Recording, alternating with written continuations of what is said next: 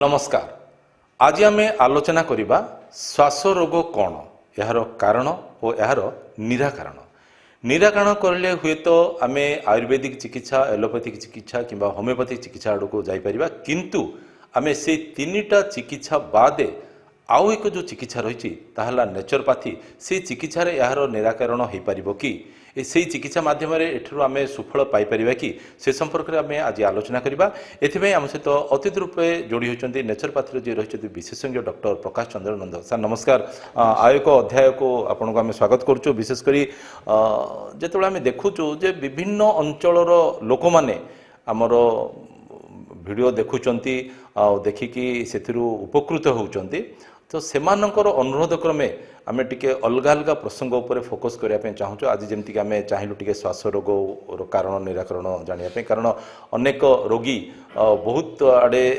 चेष्टा करी विफल होती, जमीक आम कह एलोपैथिक चिकित्सा कहतु, होमियोपैथिक चिकित्सा कहतु, आयुर्वेदिक चिकित्सा कहतु, कारण जो मैंने आमको फोन जोगे जोगाजोग कर ए प्रकार अभियोग जे आम से सुफल पाईना,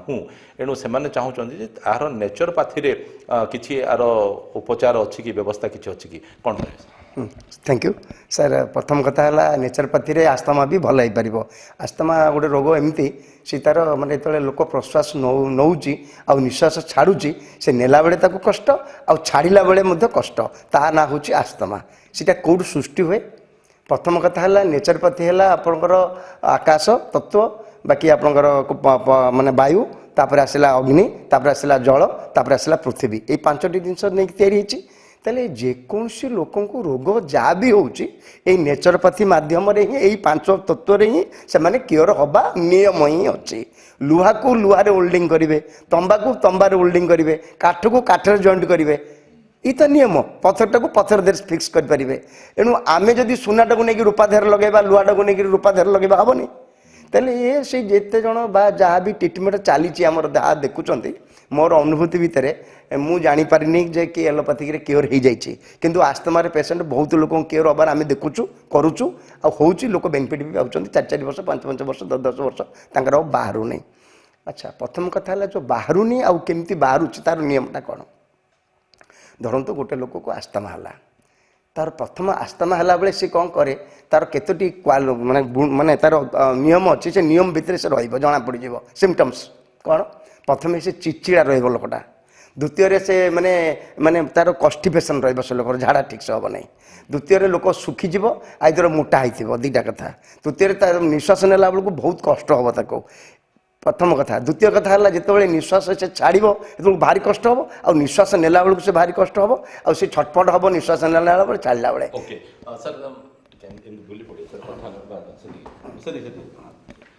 माने तार अर्थ रोग गोटे किंतु साइड इफेक्ट अनेक, जमी आप कहले पतला हो पारे कि मोटा हो पारे, आप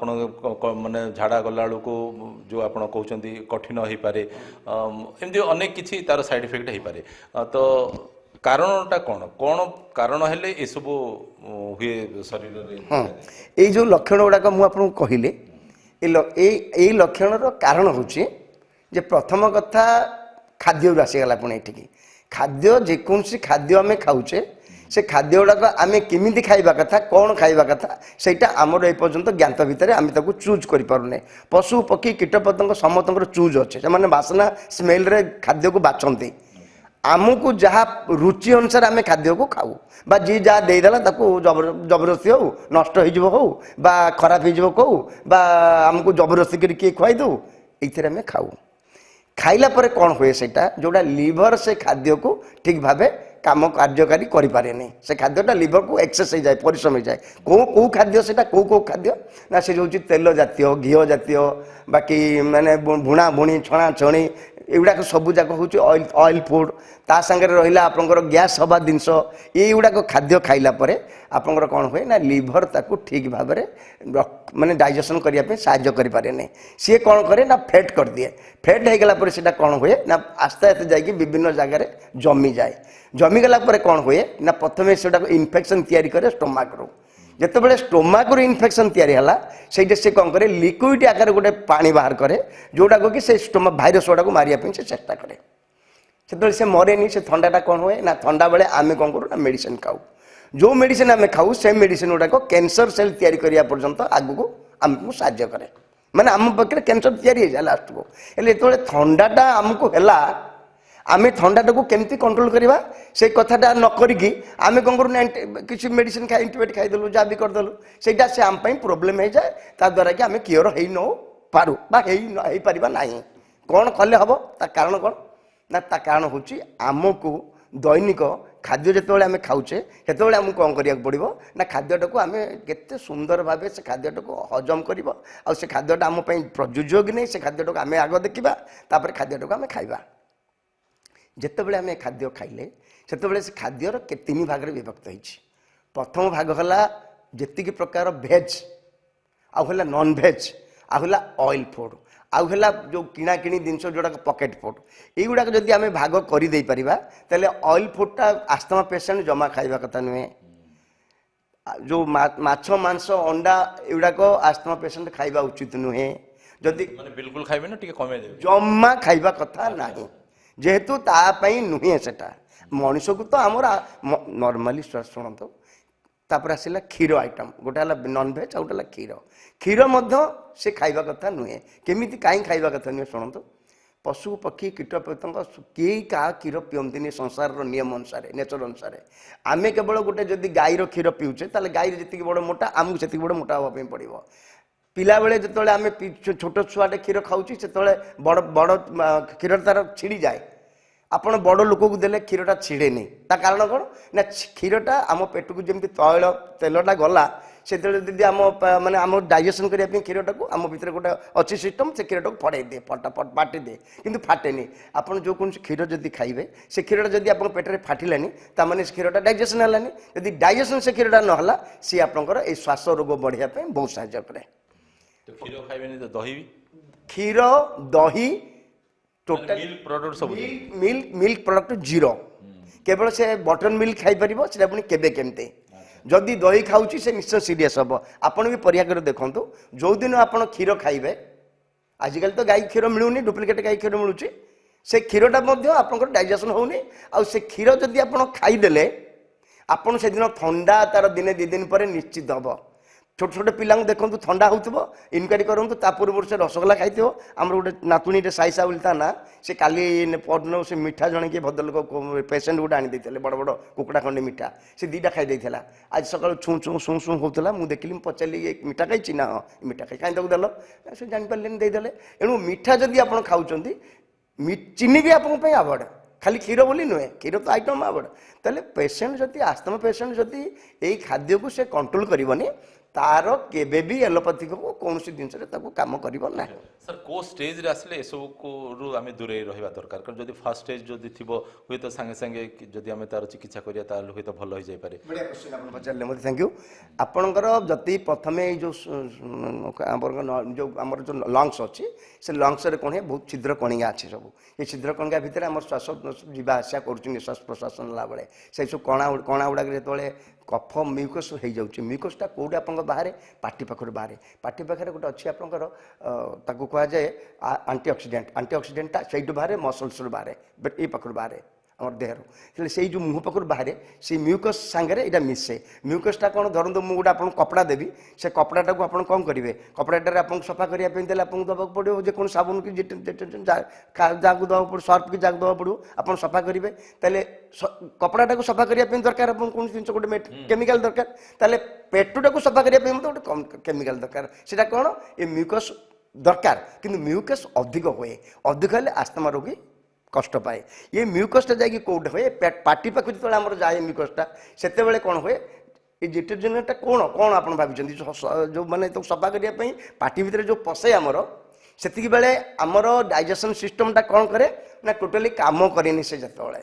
कारण कौन ना ये आंटीअक्सीडेंटा तैयारी करे पार्टी पाखे सी जा भीतरटा को सफा करे आम बॉडीटा को सफा करने आंटीअक्सीडेंटर आवश्यक जोटा कि स्वतःप्रवृत्त आंटीअक्सीडेंट तैयारी करे पार्टी तैयारी करे जो खाद्य आम खाऊ तेल से बेले कौन हुए जिते आपणकर श्वास रोग डेभलप है सेतबेले ये टोटाली सफा न कले सी जाके एनएस पर्यंत ता भितर बैक्टेरिया भाइरस भर्ती रही जाते ये पेसेंट जिते श्वास नवा आसबार कष्ट हुए ता पूर्व ता पेट भितर इन्फेक्शन थाए किए कर विभिन्न प्रकार टॉक्सिन आउ जो सीजन चेंज हुए सीजन चेंज हेले शरीर कौन करे तार जो देहटा को सफा करने चाहे सफा करने बाट कौन ना सी लिक्विड आकार ताको स्प्रे करके नष्ट करने चेष्टा करे से को ये जो म्यूकसटा जब ठीक भाव बालांस नथिबो ताले एंटीऑक्सीडेंट ठीक भाव हमको मिलू नथिबो ताले श्वास रोगर सृष्टि है ये प्रथम जो लिक्विड है लिक्विड जो थंडा पे आम मेडिसिन खाइले तो आम विभिन्न रोग तैयारी कले तापर से आस्ते आस्ते से जिनटा को कौन कर डैमेज कर दिए भीतर लंग्स को लंग्स भीतर इन्फेक्शन कर दिए लंग्स भीतर इन्फेक्शन है गोटे जगह माने ता भीतर गोटे उंड तैयारी करे घा तैयारी कर दिए से जो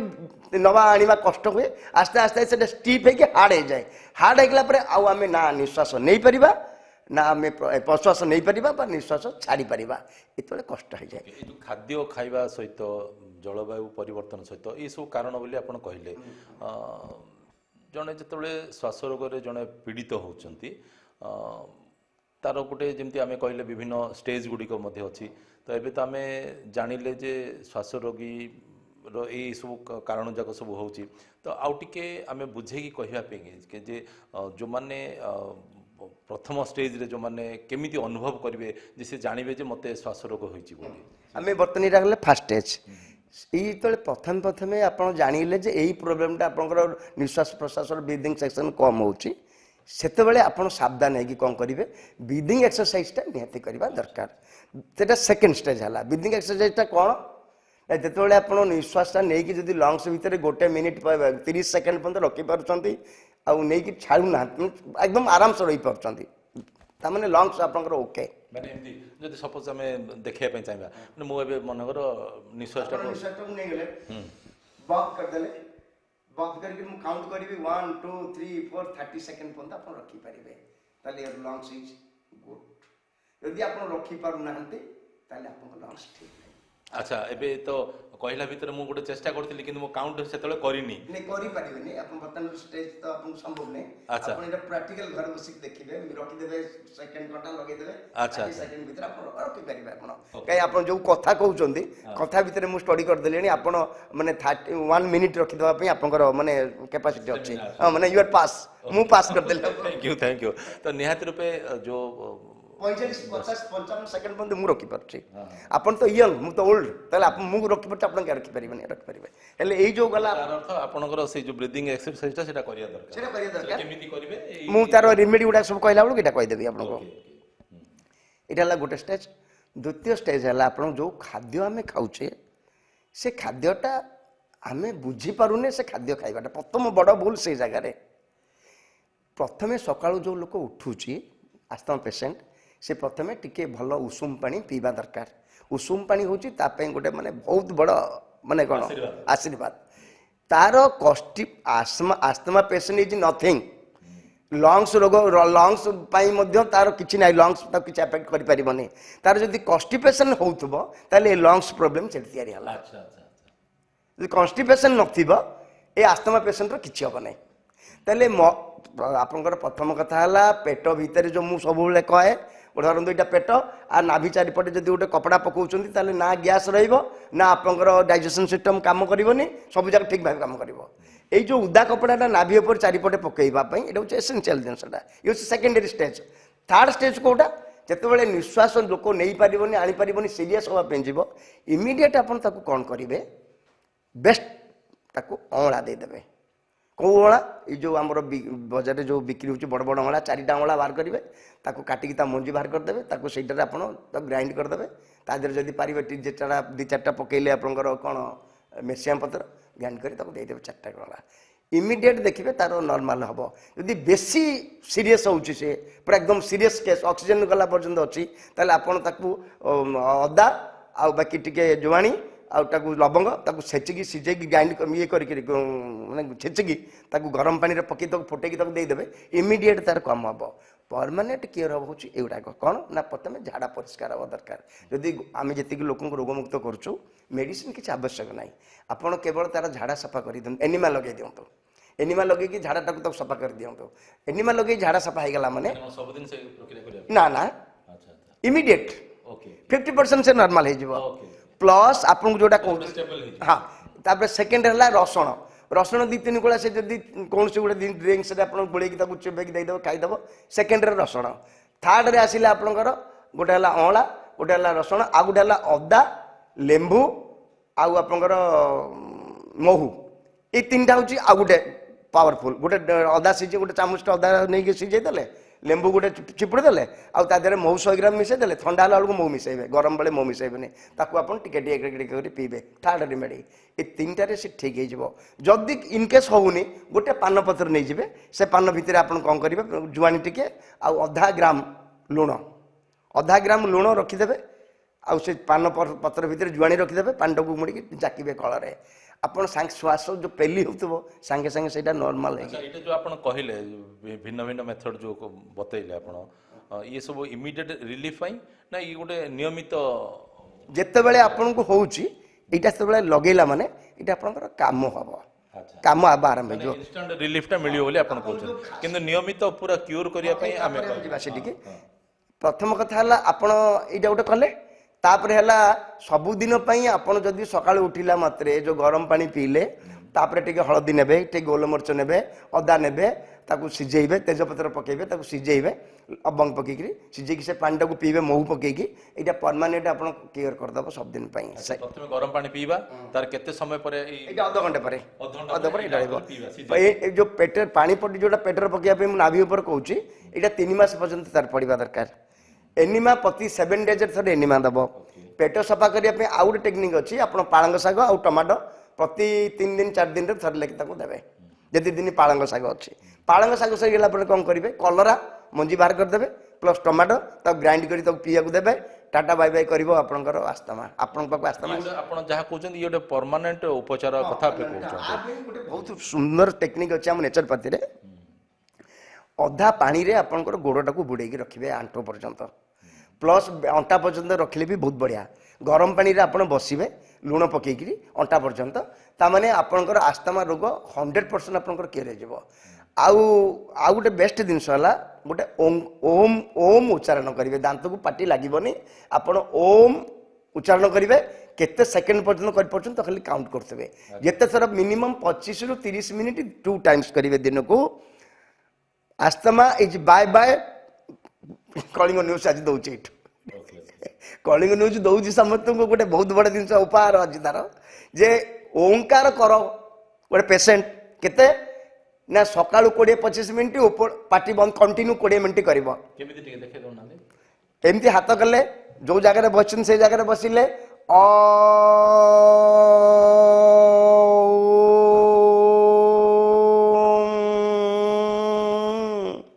ମାନେ ଯେତେ ସମୟ ଆପଣ ନିଶ୍ୱାସଟାକୁ ଅଫ୍ କରିକି ରଖିପାରିବେ, ଯେତେ ଆପଣ ନେଇପାରିବେ। ପ୍ରଥମେ ନିଶ୍ୱାସଟାକୁ ଭର୍ତ୍ତି କରିଦେଲେ,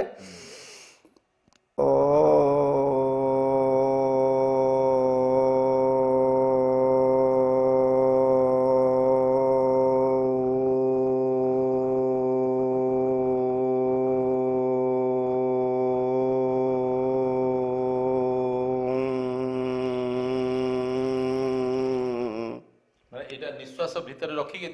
ଏଇଟା ଭିତରେ ମୁଁ ନେଇକି ନିଶ୍ୱାସଟାକୁ ନେଲି, ନେଇକି ଛାଡ଼ିଲି ଯେତିକି ସମୟ ଭିତରେ। ଏଇଟା ହେଇପାରିବ 45 ସେକେଣ୍ଡ ପର୍ଯ୍ୟନ୍ତ। ଯୋଉ ନିଶ୍ୱାସଟା ନେଲେ, ଏଇ ଯୋଉ ଓଂ ଯୋଉଟା କହିଲେ, ନାଇଁ ନିଶ୍ୱାସଟା ଭିତରେ ରଖିକି କରିଛନ୍ତି ନା ନିଶ୍ୱାସ କରିକି ଓଂ କଲା ପରେ ନିଶ୍ୱାସଟା ଛାଡ଼ି ଅଟୋମେଟିକ ନିଶ୍ୱାସଟା ଭିତରେ ନେଇଗଲା ପରେ ଛାଡ଼ିବେ। ତାପରେ ଉଚ୍ଚାରଣ ହବ ଅ ହଉଛି ମଳଦ୍ୱାର ପାଖରେ ଭାଇବ୍ରେସନ ହବ, ଉ କହିଲେ ନାଭି ପାଖେ ଭାଇବ୍ରେସନ ହବ, ମ କହିଲେ ମୁଣ୍ଡ ପାଖରେ ଭାଇବ୍ରେସନ ହବ। ଟିକେ ବୁଝେଇଦେବା ପାଇଁ ଚାହିଁବି ଯେ ଆପଣ ନିଶ୍ୱାସଟା ନେଲେ ନେଲା ପରେ ଯୋଉ ଓଂ ଶବ୍ଦଟା ଉଚ୍ଚାରଣ କଲେ, ହଁ ଭର୍ତ୍ତି କଲା ପରେ ସେଇ ଯୋଉ ଭର୍ତ୍ତି ଛାଡ଼ିଲା ବେଳକୁ ମୁଁ ଖାଲି ଓଂଟା ଉଚ୍ଚାରଣ କଲେ ଅଟୋମେଟିକ ମୋର ସେଇ ନିଶ୍ୱାସ ମାଧ୍ୟମରେ ମୁଁ ମୋର ବାହାରକୁ ପ୍ରଶ୍ୱାସଟା ନିଶ୍ୱାସ ଛାଡ଼ି, ଆଚ୍ଛା ପ୍ରଶ୍ୱାସରେ ନିଶ୍ୱାସଟା ଆଚ୍ଛା ଆଚ୍ଛା ନିଶ୍ୱାସଟା ନେବେ, ଓଂ ଉଚ୍ଚାରଣଟା ସହିତ ନିଶ୍ୱାସଟା ଛାଡ଼ିବେ ଧୀରେ ଧୀରେ। ଆଚ୍ଛା ଆଚ୍ଛା ସେଇ କଣ୍ଟିନ୍ୟୁ କରିବେ 20 minute 2 times per day. Bye bye tata plus ଆ ସାଙ୍ଗରେ ଆଉ ଟିକେ ମିଶେଇବା। ଏଇଟା ହେଉଛି ଆଜି ପାଇଁ ଗୋଟେ ଗିଫ୍ଟ। दर्शक मान जो छटपट होती जो लोक बुढ़ा बुढ़ी लोक हैरान होती आटा जो कष्ट से छुआटा को होगले से जो नहीं बुलती मो पाक आनती जो छटपट होगी आसती बहुत रोगी आम रोग ଆପଣ ଯେମିତି ପ୍ରଥମେ କହିଲେ ଗରମ ପାଣି ଟିକେ ନବା ଆମେ ଉଠିଲା ପରେ ଗରମ ପାଣି ପିଇବା ଦାନ୍ତ ନ ଘଷି ପିଇବା ଦାନ୍ତ ନ ଘଷି ପିଇବା ତାପରେ ଅଧଘଣ୍ଟା ପରେ ଆପଣ ଯେମିତି କହିଲେ ହଳଦୀ ओके वाकिंग जाइए आसिक आम यहाँ कलापर वाकिंग जावा वाकिंग मिनिमम 30-40 मिनट हम जो लोक मैंने वाकिंग करें से मैंने बसिक गोटे जगह वाकिंग करेंगे माने बसी थे हाथटा एमती एमती चलो मैंने वाकिंग स्टाइल से बस करेंगे हूँ से वाकिंग देह झाड़ बाहरी पड़ो गरम पोशाक पिंधे गरम पोशाक पिंधला एगुड़ा करेंगे द्वितीय कथा तृतीय कथा तो कष्ट पेसेंट झाड़ा जाकि आसवे झाड़ा नगर जाए आसिले हेनी यहाँ वाकिंगटा वाकिंग सरला ये हलदी प्लस आपंकर तेजपत्र डालचीनी आ बाकी आपंकर लवंग अलैच आ गोलमरीच एगुड़ा पकईकि पुदीना पत्र सब सीझब सीझिला त्रिफला भी टी पकई पारे तादेह पकईकि छाणीदे छाणीदेला महू पकईदे गोटे चामच पकईदे महू हूँ दि बेस्ट मेडिसिन फॉर एटा आउ गोटे फस्फरस मिले दरकार पड़े बॉडी को सीटा गुड़ मिले एणु गुड़ श्वास पेसेंट गुड़ टे खाइबा आवश्यक यदि गुड़ टे श्वास पेसेंट खाऊँचे बहुत प्रकार साहय आम आउ टे भल कि बुझे दौचे जे प्रथमे आम उठिले उठला दांत घसला गरम पानी टे पीले गरम पानी पीला आम जाऊे बाथरूम जाऊे झाड़ा जाइए आसवा आम वाकिंग रे बाहर आम वाकिंग रू आसला ये जो पानी जो हलदी लवंग गुजरात ये सब जो कहले से सीझे आम पीवा पीला आम खाद्य उपर केमी आम फोकस करें जमी जलिखिया समयटा आसो जो श्वास हुए पूर्व छिंक आसे तापर खास आसे खास बेले आप कौन करेंगे जो सोरिष तेल 10-15 टपा सोरिष तेल भल घना सोरिष तेल 15 टपा ता संगे टिके अध चामच गुड़ आ गोलमरीच 3-4-5टा गुंड कर सांगे सांगे पड़ो आ चटणी करके दिन को 3 थर 4 थर 5 थर आम खाईपर खाइले कौन हम ना आमर जो खासटा इमिडिएट कंट्रोल हम दिन को 4 थर 5 थर खाइबा द्वारा गोटे प्रकार सेकेंड रेमेडी है गोटे लेंबू को टिके आम गरम करदे गरम पानी रखीदे लेंबूटा को भल लेंबूटे तो गरम पानी रखीदे ता देहरे आम कौन करवा ना सी टिके 15 सेकेंड खंडे से सीझब 15-20 सेकेंड काढ़ी हाँ गोटा लेंबूटा पाची लेंबू जदि सेमती हो पारुनी से पानी व्यवस्था ना गरम ना आम लेंबूटा को एमती मंथिकी बुलेदे बहुत समय टे गलीदे से लेंबूटा ये हो से लेंबूटा को काटिकी फड़ा करी भर रस बाहर करदे अदा रस गोटे चामच लेंबू गोटे चामच रस गोटे चामच ता सागर महू गोटे चामच मिसेकरी ताकू जदि आम लुण पकईबा तादेह कौ लुण आपंकर संदेव लवण टे पकईकी से आम चाटी चाटी खाइबा सेम डे रे आपंकर कंट्रोल हो घंटे 2 घंटा भितर आपंकर बाय बाय टाटा माने आप फ्री लगे सीवियर आपंकर श्वास हो सीवियर ताले आप सांगे सांगे अदा कहली अदा आउ ये जो गोलमरीच गोटा सीझेकी पानी करके देदेवे हाँ जुआणी आ लुण और पान पत्र जब जाकिया दौरान से भी गोटे बहुत बढ़िया काम कर ये 2टा जिनस करेंगे प्रथम कथा द्वितीय कथा है नाक चुंटी हो जाऊँगी नाक चुंटी गले राति आम छटपट होचे एणु आज इनहेलर जो नौचे दरकार नहीं कहीं सब केमिकल आम कौन कर आम पाखे नाली पिज अच्छी नाली पिजर बाहर करदे गोटे कपटे यही नाकरे 6 ड्रप एपट नाकरे 6 ड्रप रस बाहर कर देगी है कदुक मैंने तो गोरी देकी चिपुड़ी रस बाहर कर देगी नाकरे पकेबा पकेले आम नाक के समय पर खोलीज 8-10 थर कलापर एकदम नॉर्मल हो व्यस्त हबार नहीं कि टेंशन कफ गुड़ाक बाहर करदब परिस्रा बाटे ये बाटे झाड़ बाटे बाहर करदब बॉडी चाहे नेचुरोपैथी नियम अनुसार बॉडी चाहे से रोगमुक्त करने से निजे निजे तार करे से सिस्टम भगवान सिस्टम ये सब तो बहुत गुड़े कारण आपण कहले निराकरण बाट आपण बतैले तो बर्तमान जो नियमित आमर खाद्य प्रक्रिया आम जो सकाଳେ जलिया खाऊचे तापर खरा बेले भात खाऊचे एगुड़ा टिके आम संक्षेप कहीदेबा ये है आपंकर प्राइमरी स्टेजटा आम नेचुरोपैथी नियम अनुसार बर्तमान आपड़ आस्थमा पेसेंट मासे 2 मास पर्यंत शस्य खाइब नाही कौ शस्य ना अटा ना भात नेचुरोपैथी नियम कौची आम जो प्रोसेस बर्तमान कम करुचे जो ट्रिटमेंट करुचे यही नियम अनुसार नेचुरोपैथी बड़ नियम है ये मसे पर्यंत से अन्न स्पर्श करना कि रुटी खाइबनी कौन खाइब आज्ञा ना ना सी भात रुटी छाड़ी बाकी सब खाईपर कौन फल खाईपर कौन सी तार क्षति हम नहीं तार माने से भावुव जो मुझे खाइले मत कफ हो भूल कथा तार कफ फल किसी कफ हेनी है ତାପରେ ଗୋଟେ କଫ ହବ ଯଦି ଭାବୁଛି ଯେ ମୁଁ ପିଜୁଳି ଖାଇଲେ ମୋତେ କଫ ହେଇଯାଉଛି ତାହେଲେ ପିଜୁଳି କେବେ ବି କଫ କରେଇଦେବନି। ପିଜୁଳି ଯଦି ଟିକେ ଉଷୁମ କରିଦେଇଛେ ନିଆଁରେ ପୋଡ଼ି ଦେଉଛେ ଆମେ ପୋଡ଼ି ଦେଇକି ସେ ପିଜୁଳି ସାଙ୍ଗରେ ଆମେ ମିଶାଇ ଦେଉଛେ ମହୁ ମିଶାଇକି ଯଦି ପିଜୁଳିଟାକୁ ଆମେ ବା ଲୁଣ ମିଶାଇ ଦେଉଛେ ଲୁଣଟା ବେଟର କାମ କରିବ ଆସ୍ତମା ପାଇଁ। ସନ୍ଦେବ ଲବଣ ପକେଇ ତାକୁ କୁଟିଦେବା କୁଟି ଦେଇକି ଲୁଣ ପକେଇ ଦେଇ ଯଦି ଆମେ ଖାଇବା ଆରମ୍ଭ କଲେ ତାହେଲେ ଆପଣଙ୍କୁ ଇମିଡ଼ିଏଟ୍ ପିଜୁଳିରେ କଫ କରେଇବନି କେବେ ବି। ତେଣୁ ଇଏ ହେଉଛି ବେସିକ୍ ଜିନିଷ। ପ୍ରଥମ କଥା ହେଲା କାହିଁକି କଫ ହୁଏ ନା ଲୋକ ଏକ୍ସରସାଇଜ କରିନି ବସିକି ରହେ। ଏଣୁ movement body movement exercise is essential. Yoga pranayama is essential. ତା ସାଙ୍ଗରେ ଆପଣ ଏତିକି କରିବେ। ଭାତ ରୁଟି ଗୋଟେ କିଛି ଦିନ ଆପଣ ଖାଇବେନି ଦେଖିବେ ଆପଣଙ୍କ ଆସ୍ତମା ହେଉଛି ନା ହେଉନି। ଯଦି ହେଉନି କିଛି ଦିନ କଣ୍ଟିନ୍ୟୁ କରିବେ ତାପରେ ଆସ୍ତେ ଆସ୍ତେ ଆସ୍ତେ ଆସ୍ତେ ପୁଣି ଖାଇବା ଆରମ୍ଭ କରିବେ। ଏଇ ଯେଉଁ ପ୍ରଥମେ ଖାଇଲେ ଏଇସବୁ କଲେ କାର୍ଯ୍ୟକ୍ରମ ଯେକୌଣସି ପତ୍ର ଗଙ୍ଗଶିଉଳି ହେଉ ଆପଣଙ୍କର ଓସ୍ତପତ୍ର ହେଉଛି ଦି ବେଷ୍ଟ ଆସ୍ତମା ପେସେଣ୍ଟ ପାଇଁ। ମାନେ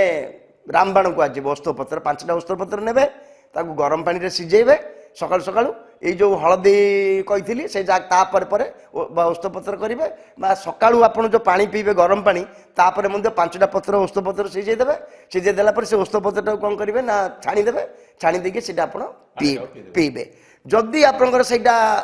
କେତେ କେତେ ସିଭିଅର ଥାଏ ସେଇ ଜାଗାରେ କ'ଣ କରିବେ ଓସ୍ତ ଗଛର ଗୋଟେ ତାର ଗୋଟେ ଚେର ଆସିଥାଏ ଉପରୁ ଛାଲି ଗୋଟେ ଓଳିଥିବେ ପୁରୁଣା ଗଛରେ ସେ ଛାଲିଟାକୁ ବାହାର କରିଦେଲେ କିଛି ଛାଲି ପୋଡ଼ିକିରି ତାର ପାଉଁଶ କରିଦେଲେ ହାଣ୍ଡିରେ ରଖିକିରି ଆଉ କିଛି ଛାଲି ଖାଲି ଗୁଣ୍ଡ କରିଦେଲେ ଏଥିରୁ 1 ଗ୍ରାମ 1.5 ଗ୍ରାମ ସେଥିରୁ 1.5 ଗ୍ରାମ 3 ଗ୍ରାମ ଆପଣ ନେଇଗଲେ ମହୁ ସାଙ୍ଗେ ମିଶେଇକି ଚାଟିଲେ ସିଏ ବି ସିଭିଅର 20 ବର୍ଷ 15 ବର୍ଷର ଶ୍ୱାସ ରୋଗ ଗୁଡ଼ାକ ଆମେ ମାନେ ନର୍ମାଲ କରିଦେଇ। ବହୁତ ବଢ଼ିଆ କଥା ହେଲା। ଅତି ସୁନ୍ଦର ଭାବେ ଆପଣ ପ୍ରାଞ୍ଜଳ ଭାବେ ବୁଝେଇଦେଲେ। ତ ନିହାତି ରୂପେ ଆମେ କହିପାରିବା ଯେଉଁ କାରଣ ଆପଣ ଜଣାଇଲେ ତାର ନିରାକରଣ ସମ୍ପର୍କରେ କହିଲେ ଆଉ ଇଏ ଗୋଟେ ନିୟମିତ ଆମେ କହିପାରିବା ଯେ ଖାଦ୍ୟ ଉପରେ ମଧ୍ୟ ଆମକୁ ଟିକେ ନଜର ଦେବାକୁ ପଡ଼ିବ। ଆଉ ପ୍ଲେଟ୍ରେ ସବୁ ବଢ଼ା ହେଇଛି ଅର୍ଥ ନୁହଁ ଯେ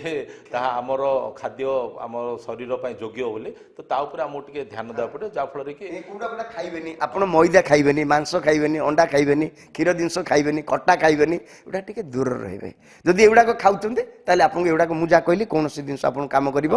ନାହିଁ। ସବୁ ଭଲ ହେଇଗଲା ପରେ ଧୀରେ ଧୀରେ ଖାଇପାରିବେ ନାଇଁ ବର୍ତ୍ତମାନ ଆପଣ ତାକୁ ଛାଡ଼ନ୍ତୁ କିଛି ଦିନ ଛାଡ଼ନ୍ତୁ 6 ମାସ ବର୍ଷ ଛାଡ଼ିଲା ପରେ ତାପରେ ଦରକାର ପଡ଼ିଲେ ଟିକେ ଟିକେ ଖାଇବେ ଟିକେ ଟିକେ ଛାଡ଼ିବେ ସେଟା ଅଲଗା କଥା। କିନ୍ତୁ କ୍ଲିୟର ହେବା ପର୍ଯ୍ୟନ୍ତ ଆପଣ ସେଟା 3 ମାସ 4 ମାସ ଆପଣ ଛାଡ଼ିବାକୁ ପଡ଼ିବ। ହଁ ଆଉ ଏମର୍ଜେନ୍ସି ପଡ଼ିଲେ ଆମ ପାଖରେ ତ ନମ୍ବର ଦେଇଦେଇଛୁ ଆମକୁ କଲ୍ କରିବେ ଯଦି କ'ଣ ଡାଉଟ୍ ରହିଲା। ଏଣୁ କନ୍ଷ୍ଟିପେସନରୁ ଦୂର ରହିଲେ ଆସ୍ତମା ସବୁ ସାଇଡ୍ ଇଫେକ୍ଟ ପଳେଇବ। ରୋଗ ଏଣୁ ସବୁ ଯେକୌଣସି ରୋଗ ହେଉଛି ତାର ମାଷ୍ଟର ହେଉଛି କନ୍ଷ୍ଟିପେସନ। କନ୍ଷ୍ଟିପେସନକୁ ଯେତେ ବାଇ ବାଇ ରୋଗ ବାଇ ବାଇ। ନିହାତି ରୂପେ ଏଥିରୁ ଗୋଟେ କଥା ସ୍ପଷ୍ଟ ଭାବେ ଜଣାପଡ଼ିଲା ଯେ ଖାଦ୍ୟ ଆମେ କ'ଣ ଖାଇବା ଆମ ଶରୀର ପ୍ରକୃତରେ କ'ଣ ଖାଦ୍ୟ ଚାହୁଁଛି ତାକୁ ପ୍ରଥମେ ଆମକୁ ନିଷ୍ପତ୍ତି ନେବାକୁ ପଡ଼ିବ। ଆଉ ଯଦି ଆମେ ଖାଦ୍ୟ ଠିକ୍ ରୂପେ ଖାଉଛେ ଶୃଙ୍ଖଳିତ ଢଙ୍ଗରେ ଖାଉଛେ ଠିକ୍ ପରିମାଣରେ ଖାଉଛେ ତାହେଲେ ନିହାତି ରୂପେ ଆମେ କହିପାରିବା ସମସ୍ତ ପ୍ରକାର ରୋଗକୁ ଆମେ ଗୁଡ୍ ବାଇ କରିଦେଇପାରିବା। ଆଜିର ପ୍ରସଙ୍ଗକୁ ଏଇଠି ରଖି ଆପଣଙ୍କ ସାଥୀ ପ୍ରକାଶ ପରିଡ଼ା ଏଠି ବିଦାୟ ଦିଅନ୍ତୁ। ପୁଣି ଥରେ ଆଉ ଏକ ପ୍ରଶ୍ନ ନେଇ ଆପଣଙ୍କ ସହିତ ଆମେ ଯୋଡ଼ି ହେବୁ। ନମସ୍କାର।